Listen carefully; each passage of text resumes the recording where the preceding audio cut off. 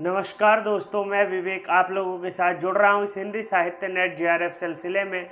हम उन महत्वपूर्ण बिंदुओं की बात कर रहे हैं जिनसे एग्जाम्स में क्वेश्चन बनते हैं। हम उन तथ्यों को जानने की कोशिश कर रहे हैं जो कि एग्ज़ाम के लिए एग्ज़ाम पॉइंट ऑफ व्यू से बहुत ही ज़्यादा इंपॉर्टेंट है। तो आइए चलिए इसकी शुरुआत करते हैं। उससे पहले मैं कुछ बात बता दूँ, अगर आप मेरे साथ जुड़ते हैं तो देखिए बहुत सारे बेनिफिट्स हैं। यूट्यूब पे आप सारी क्लासेस देख लीजिए, लेकिन जो कंटेंट आपको 2 या 3 घंटे की क्लास देखने के बाद मिलेगा, मेरे साथ अगर आप रहते हैं तो वही कंटेंट आपको 20 से 25 मिनट में बहुत सारे फैक्ट और वैसे फैक्ट्स जो कि आमतौर पर हमें दूसरे यूट्यूब पे वीडियोज़ में नहीं देखने को मिलता है, वे सारे फैक्ट्स हमें एक जगह और उनकी फ्री पीडीएफ भी मेरे पास उपलब्ध करवा दी जा रही है। तो मेरे साथ जुड़ने के बहुत फ़ायदे हैं। अगर आपके दोस्त भी, आपके मित्र इसकी तैयारी कर रहे हैं हिंदी साहित्य की, तो उनको भी आप अपने साथ जोड़ सकते हैं और फ्री पीडीएफ जो भी टेलीग्राम पे है उनको भी उपलब्ध करवा सकते हैं। तो चलिए बिना देर किए आज शुरू करते हैं उपन्यास को और देखेंगे उपन्यास के उन चुनिंदे फैक्ट्स को, उन चुनिंदे तथ्यों को जो कि एग्जाम्स में पूछे गए हैं पुराने प्रीवियस ईयर में, और उन्हीं प्रीवियस ईयर के क्वेश्चनों को आधार बना करके मैं ये जो तथ्य लाया हूँ उनको लेके आया हूँ बहुत ही ज़्यादा डिटेल्स में। तो इन्हीं से प्रश्न बनने की संभावना जो है 99% है, और अगर आप इन फैक्ट्स को याद कर लेते हैं तो आपकी सिलेक्शन के चांसेस भी 90+% हो जाता है। जेआरएफ आपका क्लियर हो जाएगा। तो चलिए बिना देर किए अब इसको शुरू करते हैं और चीज़ों को देखते हैं। देखिए उपन्यास पे हमने इससे पहले भी 1-2 वीडियो लाइव की है, तो आप उनको भी देखिए उपन्यास के लिए, और इसको भी आप देख सकते हैं। रिवीजन पर्पज से ये सारी वीडियोस बनाई गई हैं। देखिए तमस को 1975 ईस्वी में साहित्य अकादमी पुरस्कार से भी सम्मानित किया गया था। इस पर 1986 ईस्वी में गोविंद निहलानी ने एक धारावाहिक तथा एक फिल्म भी बनाई थी। अगर आप में से किसी ने दूरदर्शन पे जो तमस के ऊपर बनी हुई जो सीरीज़ थी अगर देखी हो तो देख सकते हैं, नहीं तो आजकल यूट्यूब पे हमें 5 घंटे में इसके ऊपर जो सीरीज़ है वह देखने को मिल जाती है। वहीं देखिए तमस भीष्म साहनी का सबसे प्रसिद्ध उपन्यास है। इसका प्रकाशन 1973 ईस्वी में हुआ था। 1973 में प्रकाशित हुई, 1975 में साहित्य अकादमी पुरस्कार मिल गया। तमस के मुख्य पात्र हैं नत्थू, बख्शी जी, अजीत मास्टर, रामदास मेहता, अजीत सिंह और देशराज और शकर। देखिए मेहता जो है गोदान में भी गोदान उपन्यास में भी पात्र है, तो ये कंफ्यूजिंग पॉइंट बनाया जा सकता है, मिलान में आ सकता है। मेहता दे देंगे और तमस उपन्यास दे देंगे तो हो सकता है, आ सकता है। तो मेहता भी आप ध्यान रखिए कि तमस में भी मेहता है। कश्मीरी लाल, लीजा, रिचर्ड, सरदारजी, हयात बख्श और लक्ष्मी नारायण, ये इसके सभी प्रमुख पात्र है। देखिए भारत विभाजन इस उपन्यास की कथा वस्तु है। तो मिलान में ये भी पूछा जाता है कि इसकी कथा वस्तु क्या है, तो भारत विभाजन का इसका कथा वस्तु है। 1947 का सारा इसमें दिखाने की कोशिश की गई है। और देखिए भीष्म साहनी का जो जन्म है 8 अगस्त 1915 ईस्वी रावलपिंडी में हुआ। मृत्यु 11 जुलाई 2003 ईस्वी दिल्ली में हुई। पिता का नाम था हरबंस लाल साहनी, माता का नाम था लक्ष्मी देवी। हिंदी फिल्मों के ख्याति प्राप्त अभिनेता बलराज साहनी भीष्म साहनी के बड़े भाई थे। तो बलराज साहनी जो थे भीष्म साहनी के बड़े भाई थे। और देखिए भीष्म साहनी का जन्म जैसा कि हमने देख लिया, वही तथ्य वापस आ गए हैं तो इनको हम छोड़ देंगे। इनकी अगर हम प्रमुख रचनाएं देखें तो उपन्यास इनका है झरोखे, तमस, बसंती, मैयादास की माड़ी, कुंतो, नीलू, नीलूतमा, नीलोफर। और सम्मान जो इनको मिला है भीष्म साहनी को उनकी तमस नामक कृति पर साहित्यिक अकादमी पुरस्कार 1975 ईस्वी में सम्मानित किया गया है। उन्हें शिरोमणि लेखक सम्मान पंजाब सरकार 1975 ईस्वी, लोटस पुरस्कार अफ्रो एशियाई राइट्स एसोसिएशन की ओर से 1970 में दिया गया। इन्हें लोटस सम्मान भी दिया गया है और पंजाब सरकार द्वारा शिरोमणि लेखक सम्मान भी दिया गया है। वहीं देखिए पद्म भूषण इनको 1998 ईस्वी से में मिला और इनको इसी से सम्मानित किया गया पद्म भूषण से 1998 में। और देखिए साहित्य अकादमी पुरस्कार भारत में एक साहित्यिक सम्मान है। साहित्य अकादमी पुरस्कार से संबंधित तथ्य है कि साहित्य अकादमी पुरस्कार क्या होता है। तो भारत में एक साहित्यिक सम्मान है जो साहित्य अकादमी प्रतिवर्ष भारत की अपने द्वारा मान्यता प्रदत्त मुख्य भाषाओं में से प्रत्येक में प्रकाशित सर्वोत्कृष्ट साहित्यिक कृति को पुरस्कार प्रदान करती है। जैसा कि आपको पता है 24 भाषाएं हैं जो कि मानक भाषाएं हैं, तो उन 24 भाषाओं में साहित्य अकादमी पुरस्कार जो है वितरित किए जाते हैं। भारतीय संविधान की 8वीं अनुसूची में शामिल 22 भारतीय भाषाओं के अलावा ये राजस्थानी और अंग्रेजी भाषा यानी कि कुल 24 भाषाओं में प्रदान किया जाता है। पहली बार यह पुरस्कार सन 1955 में दिए गए। माखनलाल चतुर्वेदी को हिम तरंगिणी काव्य के लिए सर्वप्रथम यह पुरस्कार मिला था। तो यह भी प्रश्न पूछा जा सकता है कि सबसे पहले जो साहित्य अकादमी पुरस्कार है वह किसको मिला, तो हिम तरंगिणी के लिए माखनलाल चतुर्वेदी को मिला। कब मिला, तो 1955 में। और देखिए, मैला आंचल उपन्यास फणीश्वरनाथ रेणु का है, 1954 ईस्वी इसकी रचना है।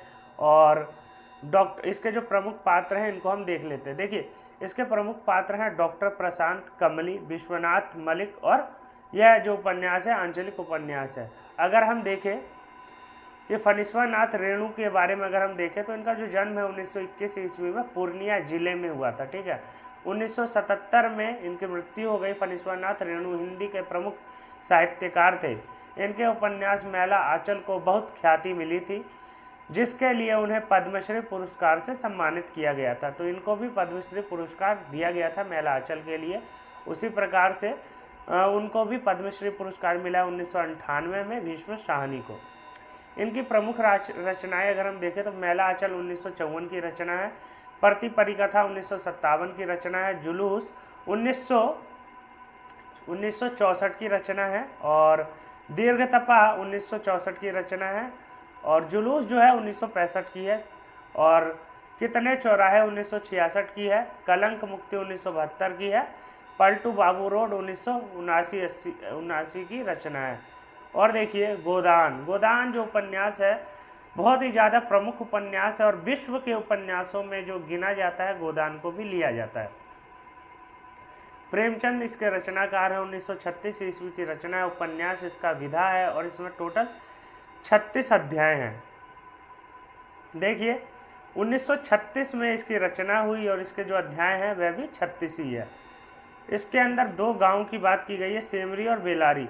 तो पिछली बार प्रश्न पूछा गया था कि सेमरी और बेलारी में कितने दूर का, मतलब कितने किलोमीटर का अंतर है, तो 5 मील का अंतर था। तो 5 मील आप ध्यान रखिए। विषय वस्तु की अगर हम बात करें तो किसानों की दुर्व्यवस्था पर आधारित है। बड़े बड़े जमींदारों द्वारा किसानों के शोषण पर केंद्रित उपन्यास है। इस उपन्यास में कृषक जीवन के समस्या का चित्रण प्रमुख है।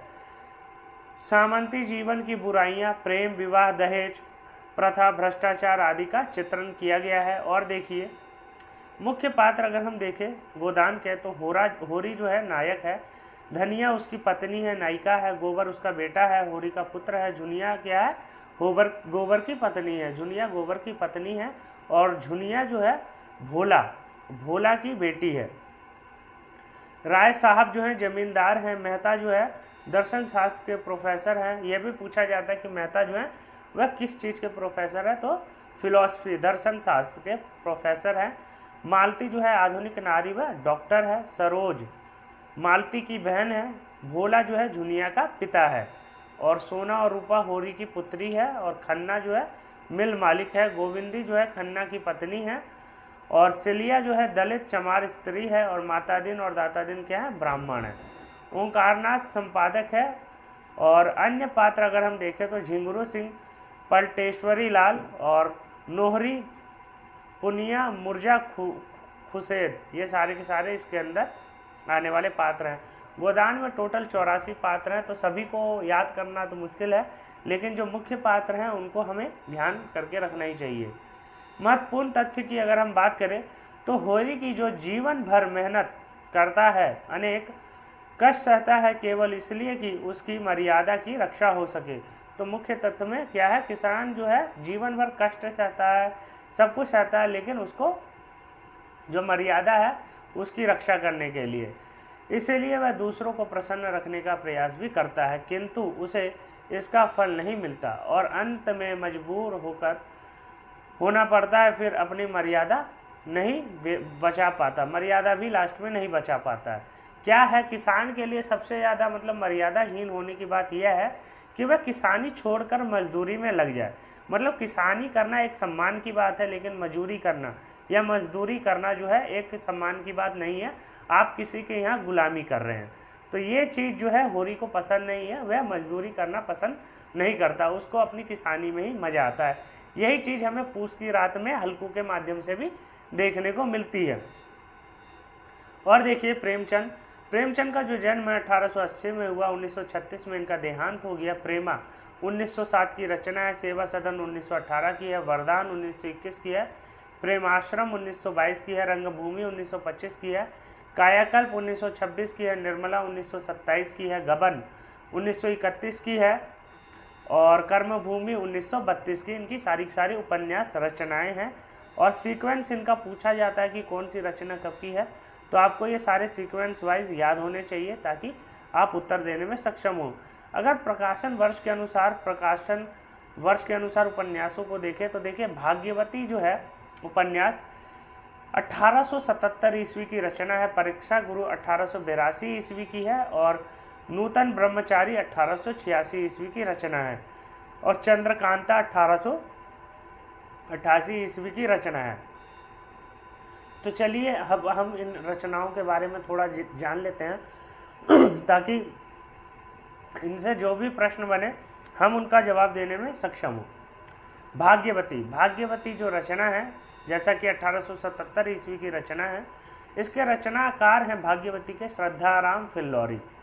इसका विषय क्या है, स्त्री शिक्षा मुख्य कथ्य है, मध्यवर्गीय ब्राह्मण परिवार तथा समाज की तत्कालीन जीवन दशा का चित्रण है। और देखिए परीक्षा गुरु रचनाकार लाला श्रीनिवास दास, विषय इसका देखें तो दिल्ली के कारोबारी लाला मदन लाल के पश्चिमी आधुनिकता के प्रवाह में फंसकर अपव्यय के कारण संकटों में फंस जाता है और अंततः उसका मित्र लाला ब्रजकिशोर उसको इस संकटों से बाहर निकालता है। तो इसमें जो है कि एक मतलब बनिया आदमी होता है, वह क्या होता है कि गलत संगति में पड़ जाता है, वेश्यावृत्ति में पड़ जाता है और उसका जो मित्र है लॉयर जो कि वकील है ब्रजकिशोर, वह उसको उन सारी चीज़ों से निकालता है। और इसका जो नाम रखा गया है उपन्यास का परीक्षा गुरु, कि मतलब किसी मनुष्य की जब परीक्षा ले ली जाती है या उसको पता लग जाता है कि हाँ संकट के समय कौन मेरा सच्चा मित्र है और कौन मेरा बुरा मित्र है, तो जो कहते हैं कि परीक्षा ही एक सबसे अच्छा गुरु होता है जो कि आपको सिखाती है। तो इसका नाम इसी आधार पर पड़ा है। और देखिए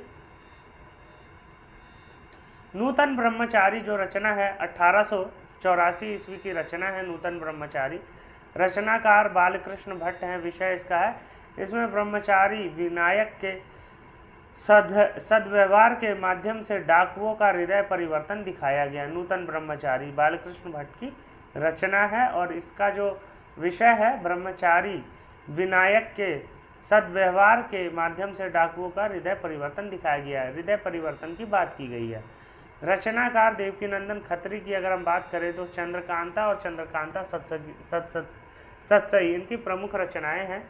देखिए नौगढ़ के राजा सुरेंद्र सिंह के पुत्र राजकुमार वीरेंद्र सिंह एवं विजयगढ़ के राजा जयसिंह की पुत्री राजकुमारी चंद्रकांता की प्रेम कहानी वर्णित है। और इनकी अगर हम रचनाओं की बात करें चंद्रकांता, तो चंद्रकांता एक ऐसी रचना है जिसको पढ़ने के लिए चंद्रकांता सत्सई को बहुत सारे लोगों ने अब हिंदी भाषा को सीखा था। मतलब जिनको हिंदी नहीं आती थी उन्होंने हिंदी भाषा को सीखा और इस उपन्यास को पढ़ा। मतलब बहुत ही ज़्यादा क्रेज था इस उपन्यास का। बालकृष्ण भट्ट, इनका जो जन्म है 1844 का है, मृत्यु इनकी 1914 की है। उपन्यास अगर हम देखें तो रहस्य कथा 1979 ईस्वी की रचना है, 100 अजान एक सुजान 1892 ईस्वी की रचना है। ये देखिए गलत दे रखा है, 1969 ईस्वी नहीं होगा, 1869 ईस्वी होगा और 100 अजान एक सुजान 1892 ईस्वी की रचना है। तो ये जो रहस्य कथा है वह 1879 ईस्वी की रचना है, ये गलत दे रखा, 1979 नहीं होगा। देवकीनंदन खत्री के बारे में देख लेते हैं। इनका जो जन्म है 1861 ईस्वी में हुआ और मृत्यु 1913 में। और उपन्यास इनका देखते हैं चंद्रकांता संतति 1896 का उपन्यास है। नरेंद्र मोहिनी 1893 ईस्वी का उपन्यास है। और कुसुम कुमारी 1899 ईस्वी का है। कागज की कोठरी 1902 ईस्वी की है। अनूठी बेगम 1905 ईस्वी की है। ये सारी के सारे इनके महत्वपूर्ण उपन्यास हैं। और देखिए जिंदगी नामा जिंदा रुख 1979 ईस्वी उपन्यास कृष्णा सोबती द्वारा लिखा गया है। जो जिंदगी नामा की रचनाकार हैं कृष्णा सोबती हैं और इसका जो प्रकाशन वर्ष है 1979 है, मतलब अभी से 44 वर्ष पूर्व की यह रचना है, जिसके लिए उन्हें 1980 ईस्वी में साहित्य अकादमी पुरस्कार से सम्मानित किया गया। तो ये पूछा जा सकता है कि कृष्णा सोबती जो है उनको किस रचना के लिए साहित्य अकादमी पुरस्कार मिला। तो जिंदगी नामा के लिए इनको साहित्य अकादमी पुरस्कार से सम्मानित किया गया है। और 2017 ईस्वी में इन्हें ज्ञानपीठ पुरस्कार भी सम्मानित किया गया। देखिए हिंदी साहित्य या साहित्य का जो सबसे बड़ा पुरस्कार है वह ज्ञानपीठ पुरस्कार। तो जो 2017 ईस्वी में इनको ज्ञानपीठ पुरस्कार भी दिया गया है। मुख्य पात्र अगर हम देखें जिंदगी नामा में तो मुख्य पात्र हैं साहनी, शाहजी, महरी चाची, लाली शाह और राबिया और काशी शाह आदि इसके मुख्य पात्र हैं। जैसा कि आपने कहानी पढ़ी होगी सिक्का बदल गया जो कि कृष्णा सोबती की है, उसमें भी ये सारे पात्र हमें देखने को मिलते हैं। यह एक आंचलिक उपन्यास है जिसमें पंजाब के डेरा जट्टा गांव की कहानी को दिखाया गया है। यह भी पूछा जाता है कि जो डेरा जट्टा गांव है कौन से उपन्यास का गांव है। तो ये जो गांव है यह हमें जिंदगी नामा में देखने को मिलता है और इसकी जो पृष्ठभूमि है पंजाब की पृष्ठभूमि है। कृष्णा सोबती का अगर बारे में हम देखें इनका जन्म 18 फरवरी 1925 ईस्वी में हुआ। मृत्यु 25 जनवरी 2019 ईस्वी में। जन्म स्थान गुजरात। संबद्ध भाग अब पाकिस्तान में। इनका जहाँ जन्म हुआ था आज वह पाकिस्तान का भाग बन चुका है। कहानी संग्रह अगर हम इनका देखें तो बादलों के घेरे 1980 ईस्वी की इनकी रचना है। लंबी कहानी अगर हम देखें डार से बिछुड़ी 1958 ईस्वी, मित्रों मर जानी 1967 ईस्वी, यारों के यार 1968 ईस्वी, ए लड़की 1991 ईस्वी। अगर उपन्यास हम इनके देखें तो सूरजमुखी अंधेरे में 1972 ईस्वी की रचना है। जिंदगी नामा 1979 ईस्वी की रचना है। दिल ओ दानिश 1993 ईस्वी की रचना है। समय सरगम 2000 ईस्वी की रचना हमें देखने को मिलती है। झूठा सच जो उपन्यास है जो रचनाकार हैं इसके यशपाल। प्रकाशन वर्ष अगर हम इसका देखें भाग 1 1958 ईस्वी और भाग 2 1960 ईस्वी की इसकी रचना है। झूठा सच 2 भागों में बटा हुआ है। तो ये पूछा जा सकता है कि प्रथम भाग का प्रकाशन कब हुआ था। तो 1958 ईस्वी में हुआ था, दूसरा 1960 में। 2 वर्ष का ही अंतराल हमें देखने को मिलता है। उपन्यास विधा है, इसमें आज़ादी की लड़ाई को दर्शाया गया है। यशपाल के बारे में अगर हम देखें तो 3 दिसंबर 1903 का इनका जन्म है। 26 दिसंबर 1976 ईस्वी की इनकी मृत्यु हो गई। इन्हें साहित्य एवं शिक्षा के क्षेत्र में 1970 ईस्वी में पद्म भूषण से सम्मानित किया गया है। तो इनको 1970 में पद्म भूषण से सम्मानित किया गया था। और देखिए राग दरबारी की अगर हम बात करें तो इनके रचनाकार है श्रीलाल शुक्ल। श्रीलाल शुक्ल जो है राग दरबारी उपन्यास के रचनाकार हैं।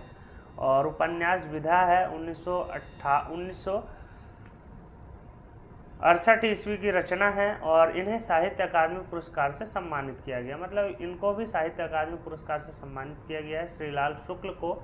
तो ये याद होना चाहिए। इसके मुख्य पात्र अगर हम देखें वैद्य जी, रूपन बाबू, रंगनाथ और श्रीलाल शुक्ल का ये उपन्यास है। और इसी में अरविंद नाम का जो रंगनाथ का दोस्त है वह भी हमें इसी उपन्यास में देखने को मिलता है। श्रीलाल शुक्ल का जो जन्म है 31 दिसंबर 1925 में हुआ और मृत्यु 28 अक्टूबर 2011 में। इन्हें 2008 में पद्म भूषण से सम्मानित किया गया था। और अगर हम देखें तो हमें देखने को मिलता है यशपाल के प्रमुख उपन्यास दादा कॉमरेड 1941 ईस्वी, देशद्रोही 1943 ईस्वी, दिव्या 1945 ईस्वी और पार्टी कॉमरेड 1946 ईस्वी। ये यशपाल के बहुत ही ज़्यादा प्रमुख उपन्यास हैं और ये कम्युनिस्ट विचारधारा के व्यक्ति थे। इन्होंने मतलब मार्क्सवाद इन पे बहुत ही ज़्यादा हमें प्रभावित रूप से देखने को मिलता है। भीष्म साहनी की अगर हम उपन्यासों की बात करें तो झरोखे, तमस, बसंती, मैयादास की माड़ी, कुंतो, नीलू, नीलूतमा और नीलोफर, ये इनके उपन्यास है। श्रीलाल शुक्ल के प्रमुख उपन्यास सोनी घाटी का सूरज 1957, राग दरबारी 1968, विश्रामपुर का संत 1998, ये अनुदित उपन्यास है विश्रामपुर का संत 1998 का, और राग विराग 2001 ईस्वी का श्रीलाल शुक्ल का। तो ये सारे उपन्यास मतलब पूछे जाते हैं, इन्हीं से प्रश्न जो है बनाए जाते हैं। तो ये आपको सारे पता होने चाहिए ताकि आप प्रश्न को सॉल्व कर सके। और देखिए जितने भी उपन्यास के महत्वपूर्ण तथ्य थे, मतलब एक होता है इम्पोर्टेंट, एक होता है वेरी इंपॉर्टेंट, तो मैं आपके लिए बहुत ही ज़्यादा वेरी इंपॉर्टेंट वाले तथ्य लाया हूँ जो कि एग्ज़ाम में पूछे जाएंगे, इन्हीं से प्रश्न जो है बनाए जाएंगे, और इससे ज़्यादा मतलब नहीं पूछा जा सकता, या कुछ चांसेस है कि आ सकता है, लेकिन जो मैं तथ्य आपको बता रहा हूँ वो बहुत ही ज़्यादा इम्पोर्टेंट है। आप इसकी PDF जो है टेलीग्राम पे आपको मिल जाएगी, वो फ्री ऑफ कॉस्ट है, आपको इसके लिए कोई भी पैसे नहीं देने। आप टेलीग्राम पे डिस्क्रिप्शन में लिंक है टेलीग्राम का, वहाँ से जाके जुड़िए, और PDFs को, जितनी भी PDFs हैं उनको 4 से 5 बार रिवाइज़ कीजिए, नहीं तो आप पढ़ने में असक्षम हैं तो वीडियोस को बार बार रिवाइज़ कीजिए। क्योंकि देखने से, पढ़ने से ज़्यादा जल्दी चीज़ें याद होती है, सुनने से सबसे ज़्यादा जल्दी याद होता है, उसके बाद है पढ़ने से, रिवाइज़ करने से। तो चीज़ों को अभी रिवाइज़ करने का वक्त है, नई चीज़ों को मत पढ़िए। जितना रिवीजन कर सकते हैं आप, जितने प्रैक्टिस सेट लगा सकते हैं खुद से लगाने की कोशिश कीजिए।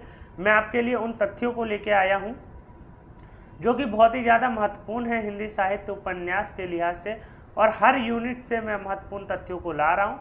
तो साहित्य गुरु चैनल के साथ जुड़े रहिए, इसको सब्सक्राइब कर लीजिए, अपने दोस्तों के साथ साझा कीजिए, और हिंदी साहित्य से अगर आप हैं तो एक लाइक ज़रूर कीजिए, जिससे क्या है कि मैं आपके लिए और भी न्यू फैक्ट्स और अच्छे जो महत्वपूर्ण तथ्य है वे ला सकूं। और आज के लिए इतना ही, धन्यवाद। फिर मिलते हैं अगले फैक्ट्स के साथ, अगले सीरीज़ के साथ और उनमें नए तथ्यों के साथ। जब तक के लिए धन्यवाद, और जुड़े रहिए साहित्य गुरु चैनल के साथ। धन्यवाद।